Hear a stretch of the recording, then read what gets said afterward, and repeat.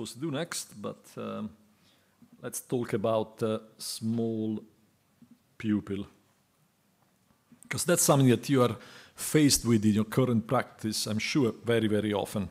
So the causes of small pupil, we all know that: PXF, diabetes, old age, myoptics, and IFIS.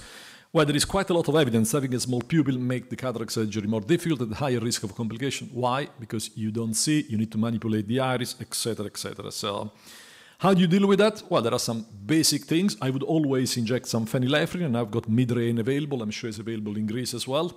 And also viscodilatation. Sphincterotomies, thing of the past, but pupil stretching can still be quite useful.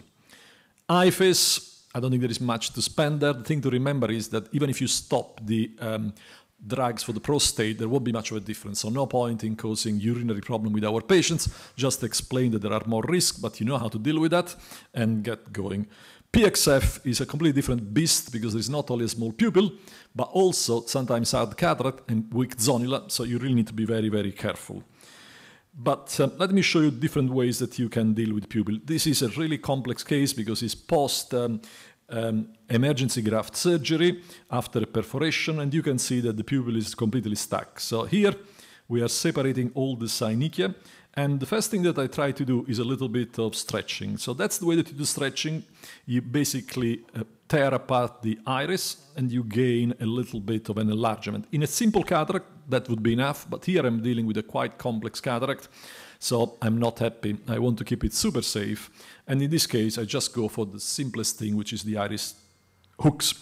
One trick about the hooks is the way to put them in is take them all out of the box and then do one incision, one hook, second incision, second hook, third incision, third hook, but don't hook them to the iris just yet.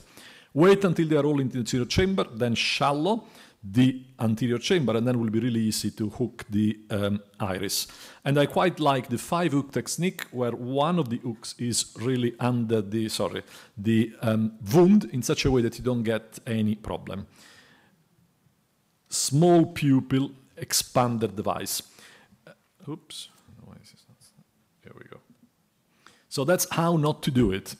This was inserting an eye ring, and be very careful with eye ring, especially in patients with a shallow anterior chamber, because it's quite thick, and during the phaco, it will keep on hitting the cornea. So whilst it makes the phaco easy, then you end up with corneal decompensation.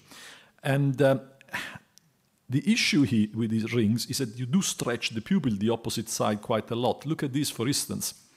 Okay? So they do work, but I think you have to be very, very careful. And when you put them in, use the correct instrument. They can get stuck in it, and be careful. And now this is actually my favorite ring, which is the Malugin ring, because it's much thinner than the eye ring. And if you do it carefully, you can try to catch the iris in the little groove as you insert it, like we are doing in this case, which is a much better way to put it in compared with the what you saw me doing with the eye ring. But still, you know, the last bit you have to insert manually. And perhaps the thing to do that I've learned, and I will not have you show that, is use 2 instruments to avoid stretching of the iris, because sometimes can bleed from the root of the iris. And this is just very simply how to remove the ring, which is again pretty straightforward. You put the same instrument in and the ring comes out.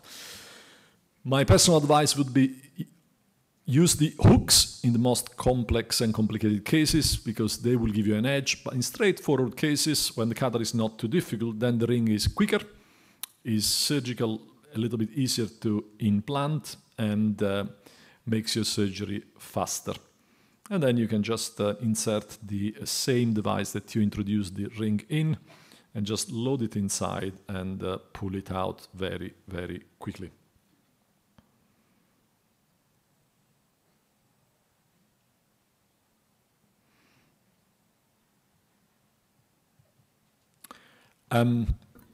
So really, with the small pupil, just be careful, identify the cause, and use the technique that are available nowadays to enlarge the pupil, from stretching, which can be useful, to the hooks, to the different rings. Like I said, I'm always a little bit worried with the eye ring because it's thick, measure the AC depth. If your patient is hyperopic, avoid it. The Malugin ring is easier because it's thinner.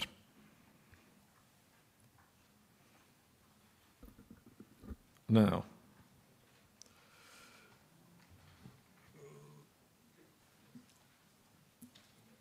so, are you ready with the femto or? Yes, I can Okay. do the femto. When